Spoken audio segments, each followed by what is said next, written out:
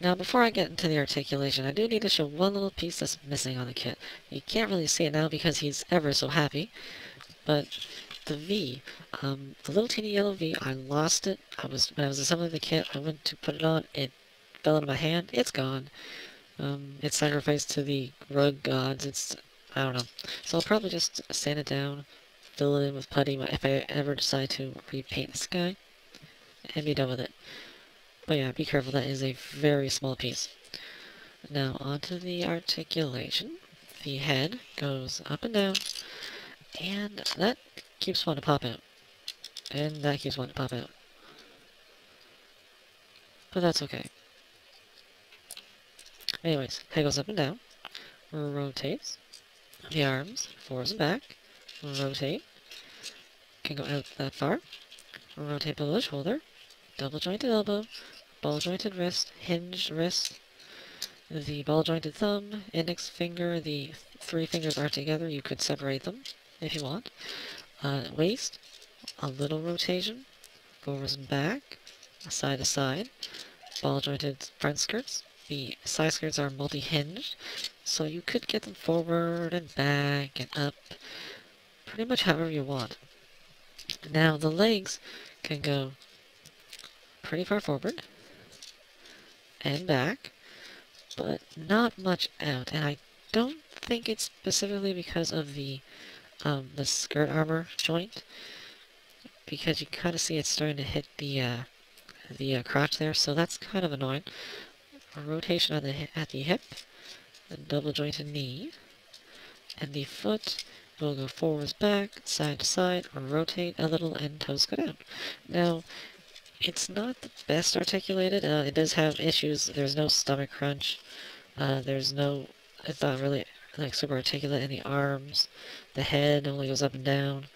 The fact that the legs can't go that far out, but for the original result, that might be a problem, but because this guy has such big backpacks, granted you still have this piece to support him, but I think because he's so back heavy, having the limited articulation kind of helps a little bit. It would be nice to have more, but I don't really mind. Personally, I don't mind. Oops, I don't mind it being a little limited. So I think for this guy, it's okay. Now, for accessories, first off, let's show the cockpit. It does have a nom nom nom cockpit. Just a generic pilot in there. I can't seem to find the little pilot figure. Just a little guy in a spacesuit. He's a generic grunt. He'll probably die soon in an explosion. And for actual weapons, well, first you have the shield. Just like the normal Rezel, has the beam emitter here. It contains 2 ammo clips for the beam rifle, which can come out. And it pegs into the hole in the elbow. And it's pretty secure. You just gotta, because it is sunk in, you gotta find that spot. And now the cool thing is, once you get it in there, and you push forward, it opens up the panel just like the same kind of panel the Zeta has. Now, in the instructions, I believe it shows a missile and a beam saber handle in each forearm. I think it would look better to have one with 2 beam sabers, the other one with 2 missiles. Doesn't really matter. And it can be a little bit of a problem to get the beam sabers out because they're really small. This is going to be easier. Oops. But you can see, oh jeez, you can see very tiny, and you can see it has a little hole here, so it can actually peg into the mounting unit. So it is nice and secure, that's for sure. Now, it does have a peg here, so it will mount onto the hand.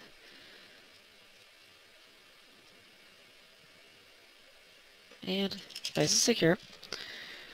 And you do get 2 clear pink beams.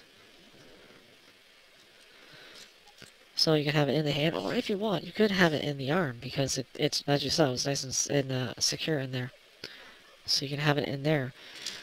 And then he can be holding his beam rifle. And it has a little yellow scope here, flip out handle, once again, has a hole, so you can peg it into the hand, right like that. Pretty secure. You can remove the ammo clip if you want, because it has two other ones. I guess you can make it look like he's changing the ammo. So that's the beam rifle, same as the other Rezel. And now we come to the new stuff, of course, the backpacks. Now I'm going to show, once again, the B-Defensor unit, because I didn't really go over it too much. And now, each half is the same. You have a wing, which can move, and this one too. It's on a polycap hinge right here, so I can go in and out, and rotate. So you can do some stuff with that. Let's say it has a beam emitter here. And, once again, you just peg it right to the back. And if I can find, there it is. And there's the other one. And then, of course, the backpack with the cannons. Now, the cannons have a double hinge right here, and another double hinge at the actual cannon, and then, of course, the connector to the nose cone. And they also have flip-out handles with the same kind of holes, so it can be nice and secure in the hand. And, boy, let's see if I can do it. Oh, and you've also got some nice yellow scopes here, which is nice.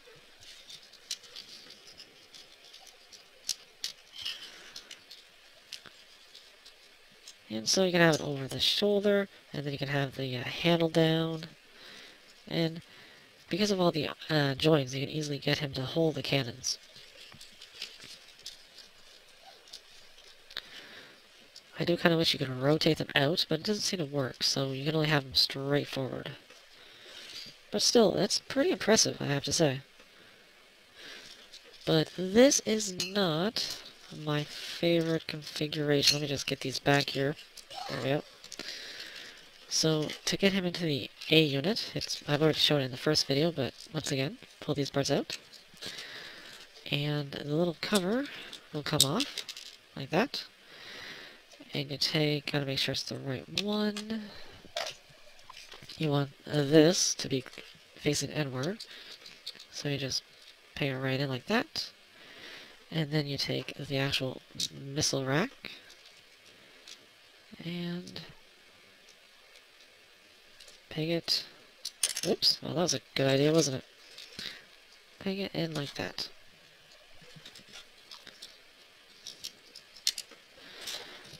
And so you can see, if I get it back here, the difference in the armament, the way it kind of looks, when you change all those pieces. So do that again over here.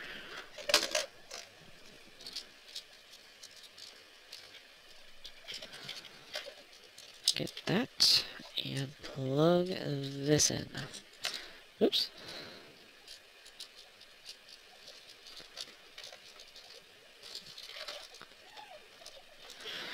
And of course I still need the nose cone. So, unpeg the cannons. Although I guess you could kind of, if you wanted to, you could probably leave the cannons on too and make a big, conglomeration of weapons. Although that's not canon, guys. That's not accurate, so we can't do that. Anyways, just peg these little pieces back in.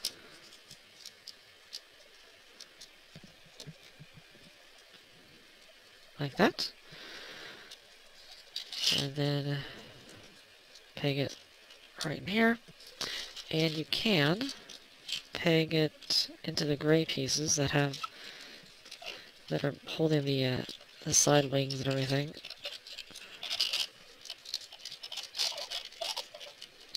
Right like that. Now you can also do that with the other configuration. It does have the little pegs right there. But I think, like I said before, I think in part 1 that I like it with the wings a little farther out, but you can do it if you think it's a little more secure. And that is the Rezel Defensor A unit. And there we go. And you can see he is I really like the way that looks. It's a lot more bulky, I think, compared to the B unit. Now, it seems that in this configuration, it would use the beam rifle and the shield. But the reason I really like this is right up here. You've got missiles everywhere. You've got a hatch here. You got one here. You got one there. And here. Here. And here. Now these are they still have the same joints as before, so there's no really new articulation, but you can kind of rotate them so you can have it like that, and have these ones facing forward, if you so choose. And of course, same missiles on the other side. And I've actually counted these, and it's about...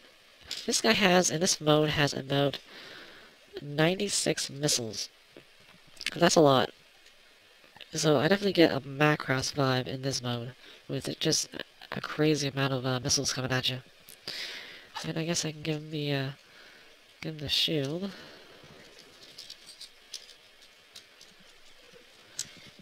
There we go. And the beam rifle. Why not?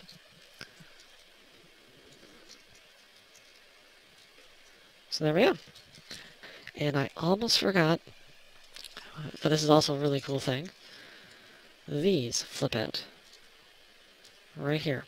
And what are these? These are beam saber handles. Yes, just like the double Zeta. And you know what? It comes with 1:60 scale beams, like you'd see on a perfect grade. So all of a sudden, if I put it on the right side, you got a super... It's actually longer now than the mobile suit. And it does have a hole. Whoops. So let's see if it'll actually peg into the hand.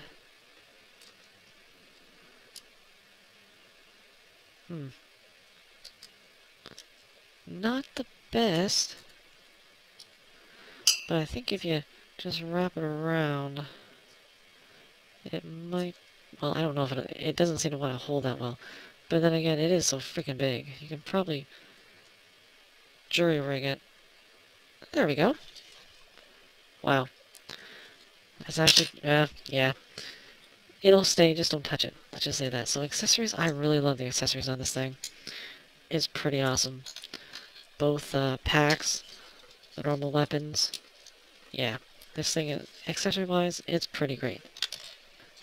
Now, I don't have a lot of space to show a whole bunch of comparisons, but I think the major one is to compare it to the original Rezel. Not the commander type, but just the normal type. And you can see it is the exact same base model, different skirt armor, and different backpacks. But that actually does make a big difference, I think. You can see the silhouette is way different. Obviously, it looks a lot more bulky than the original.